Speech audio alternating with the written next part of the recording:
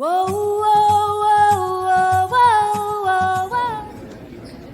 Hello everyone, my name is Zura Ahmed and I am from Tanzania Biodiversity Organization, and what I want to see when it comes to Post-2020 Global Biodiversity Framework is actually gender responsive in this Post-2020 Global Biodiversity Framework, and hopefully the target 22nd, which is actually based on gender, is going to be adopted in the Post-2020 Global Biodiversity Framework.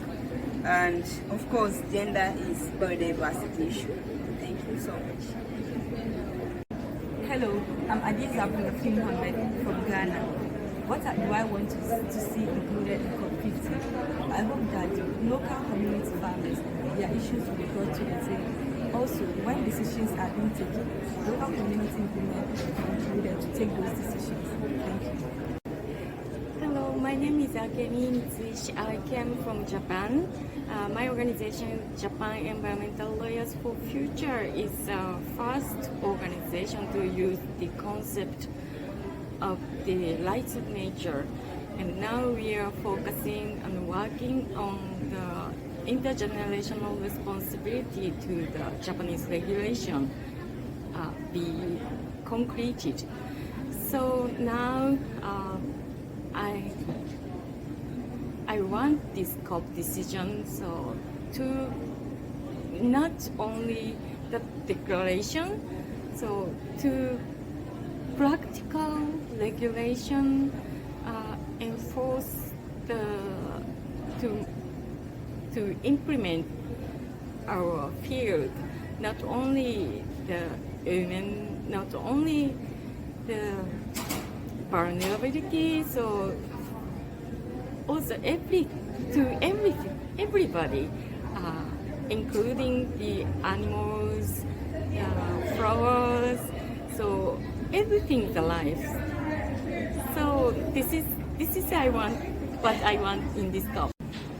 Hi, I'm Jackie from Costa Rica, and what I want from the global biodiversity framework is that human rights approach is included, that people, indigenous people and local communities' rights to land are recognized, that the gender plan of action is approved because we have an objective that addresses gender-based violence and the protection of women environmental defenders. And we need to have the approval of Target 22 so we make sure that we implement and have a global biodiversity framework that is gender responsive. The adoption of the gender target, equality target 22, will be very instrumental and crucial to bringing about changes in the lives of women, especially at the ground level, because now we can hold our governments accountable to translate that policy into tangible actions for the women,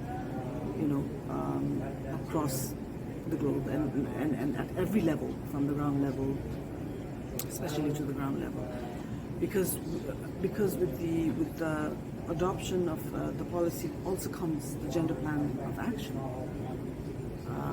and that becomes a basis for us to demand our government to develop, to design, programs that are gender responsive. Hi, my name is Kathy Orlando and I am from Canada. For me to feel comfortable about the outcomes of this COP, I want the document to show that everything is connected. No more thinking in silos. From the soil to the protozoa and the invertebrates and the fungus in there, to the satellite measurements that they are taking, they have to include everything. We need to also have people included in that, and the women included in that. So how are their livelihoods being impacted by this?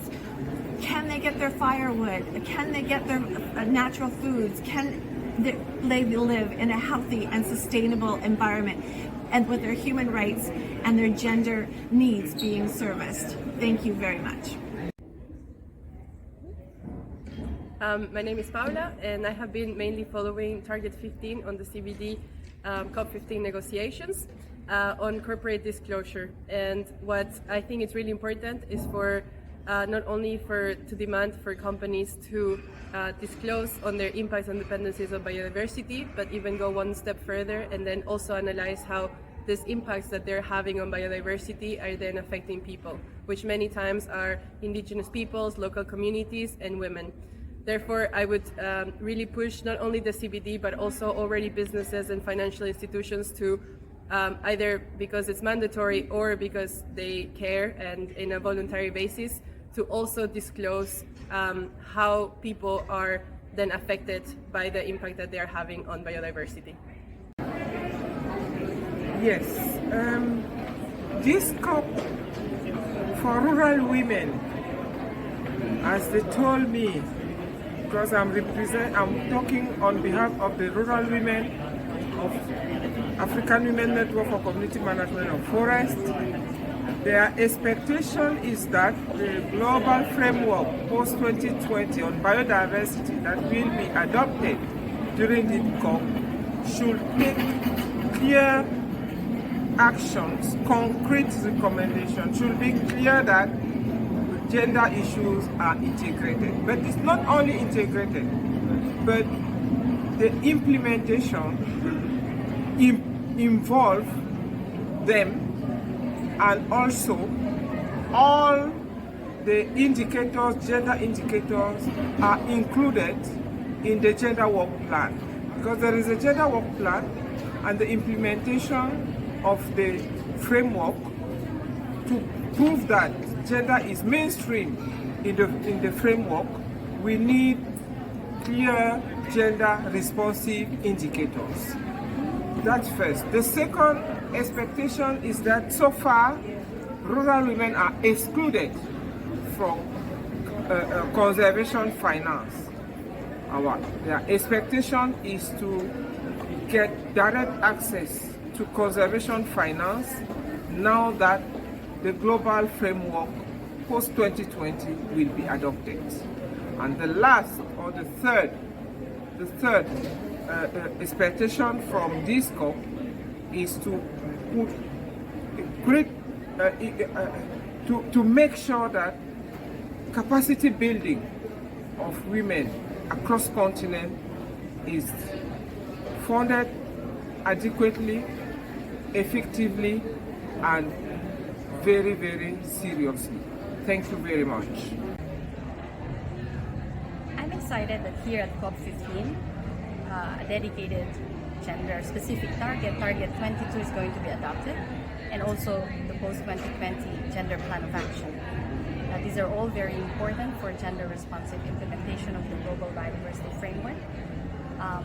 We, at the Global Environment Facility, will help ensure the implementation of the Gender Plan of Action and the Target 22 through our gender equality policy, where we ensure that implementing agencies and executing partners make sure that women have equal access to resources, that they participate equally in decision-making, natural resource governance, and also in having access to livelihood opportunities.